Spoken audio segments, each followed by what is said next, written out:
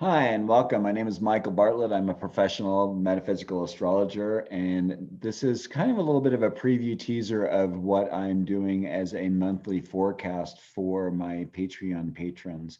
If you like what you see on here, please share with your friends. Please feel free to ask questions. And if you're interested in the work that I do and want to support me, please consider becoming a Patreon patron and subscriber for me. Thank you so much. So as we know, this is going to be quite an epic month. The theme, the Aquarian theme, is going to be quite profound. And on the 11th of February, we have quite an interesting conglomeration of energies. We have, first of all, a Sun-Moon conjunction, which is known as the new moon, indicated by this black circle up here in the upper left-hand corner. The new moon is when the sun and the moon are in alignment with the earth, but the moon is in front of the earth. This gives us the ability to kind of block out the sun, and what gives us the opportunity to be able to see things like the eclipse. This energy is further compounded on that day by a Jupiter-Venus conjunction. At the same time, of course, Mercury, who is still doing his backward moon dance, is going to be making his little movement a little backwards towards Jupiter and Venus, and of course Saturn's already there. So we have quite a lineup: 1, 2, 3, 4, 5, 6 planets in the sign of Aquarius. This is quite a strong emphasis on the Aquarian nature, and a good time for Biden to get a lot of his work done and maybe get some humanitarian aid to the people who are in need to it most here in our country. Of course, on the 12th of February, the day after the new moon, is Chinese New Year.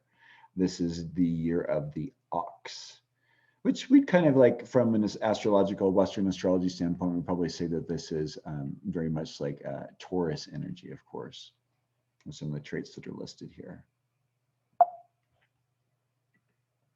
On the 17th of February, that Uranus in Taurus is going to be squaring Saturn in Aquarius. These are the traditional and modern rulers of Aquarius squaring off with one another.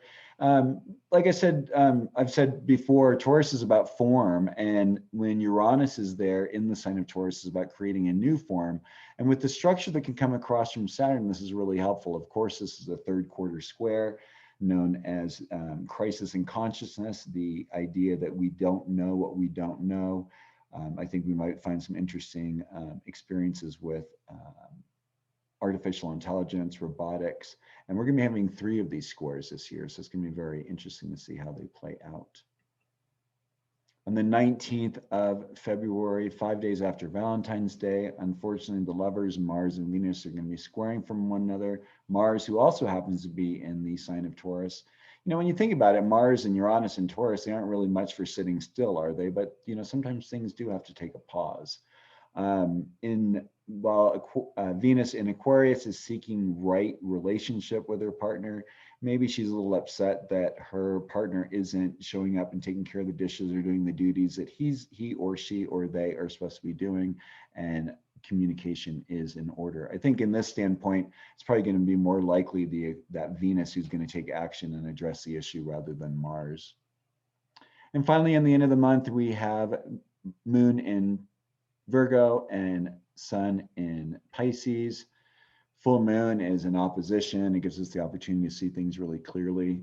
Virgo moon encourage us to take really good care of ourselves, to make sure we're eating correctly, that we're getting the rest we need, that we're doing the amount of workout we need, the exercise, sleeping, all the other things that are about self-care, so that we can take good care of other people. That's going to be reflected by how we're feeling on a little bit more of an emotional level, which that Sun in Pisces is going to bring out and give us, you know, sense of our psychic abilities and our sense, you know, how do we feel.